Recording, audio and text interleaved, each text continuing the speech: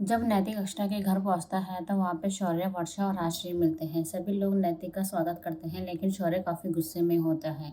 उसके बाद राशि शौर्य से कहती है कि तू जरा जवैसा के साथ बैठ के तुम लोग बात करो, मैं चाय नाश्ता का इंतजाम करता हूँ। वहीं दूसरी तरफ भाभी माँ काफी परेशान होती है नंदिनी और अक्षरा दोनों को लेके। लेकिन दत्ता जी कहते हैं कि पूजा जैसे होती आ रही है वैसे ही होगी महाशिवरात्रि की।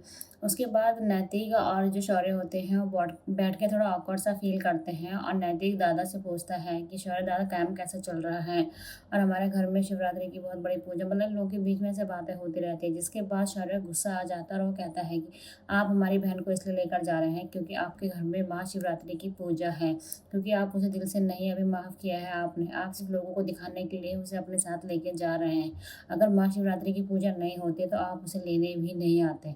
ये सुन के वर्षा शौर्य को रोकने की कोशिश भी करती है, लेकिन शौर्य बोलता ही जाता है जिसकी वजह से उसको काफ़ी बुरा लगता है। वहीं राशि जो होती है वो अक्षरा को फ़ोन करती है, क्योंकि अक्षरा जो होती है वो नानी के साथ बाहर जा रखी होती है।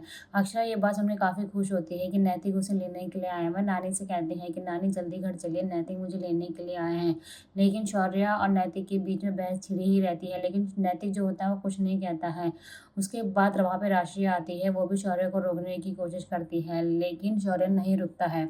उसके बाद नैतिक जो है वो खड़ा हो जाता है और वो ये कहता है कि मैं तो अक्षरा को लेने ही आया था सच पूरे मन से, लेकिन अगर आपको ऐसा लगता है तो कोई बात नहीं। उसके बाद नैतिक वहाँ से उठ के चला जाता है। वर्षा उसे रोकने की काफ़ी कोशिश भी करती है, लेकिन उसके बाद राशि जो होती है वो शौर्य पे काफ़ी गुस्सा करती है और सभी घर वाले शौर्य को कहते हैं कि उसे बात करने का तरीका नहीं है, उसे ऐसा नहीं करना चाहिए था। वहीं दूसरी तरफ अक्षरा जो होती है वो नानी के साथ गाड़ी में बैठ के आ रही होती है। जैसे ही वो गेट पे पहुंचती है तो वो देखती है कि नैतिक की कार जा रही है और वो घबराते हुए घर के अंदर आती है और ये बोलती है और ये पूछती है सभी घर वालों से कि नैतिक मुझे बिना ले जाए क्यों चले गए, आखिर बात क्या है। लेकिन कोई कुछ नहीं कहता है। उसके बाद वर्षा जो है वो सारी चीज़ें बताती हैं।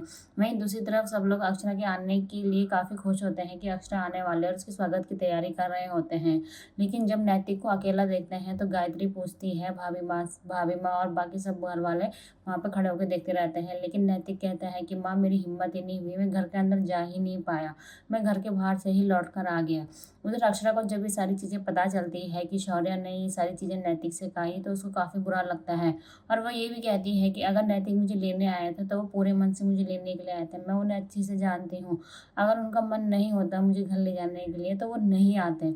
उसके बाद शौर्य कहता है कि वो सिर्फ तेरे को इसलिए ले जाना चाहते हैं क्योंकि उनके घर में पूजा है, रिश्तेदार आने वाले हैं और बाकी सब लोग भी आने वाले हैं, जिसकी वजह से उनकी नाक ना कट जाए, इसलिए वो तुझे लेके जाना चाहते हैं। लेकिन अक्षरा काफ़ी रोती है। वो कहती है कि माफ़ कीजिए दादू, मुझे पता है कि आप मेरे बारे में सोच रहे हैं, लेकिन नैतिक अगर मुझे लेने आए थे वो पूरे मन से ही लेने आए थे, मैं उन्हें अच्छे से जानती हूँ।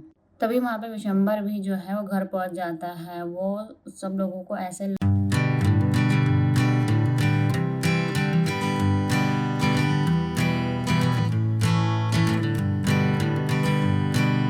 Hanging on, walking tall.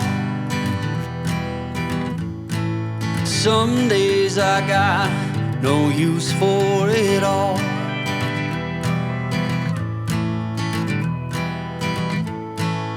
Working hard, making less.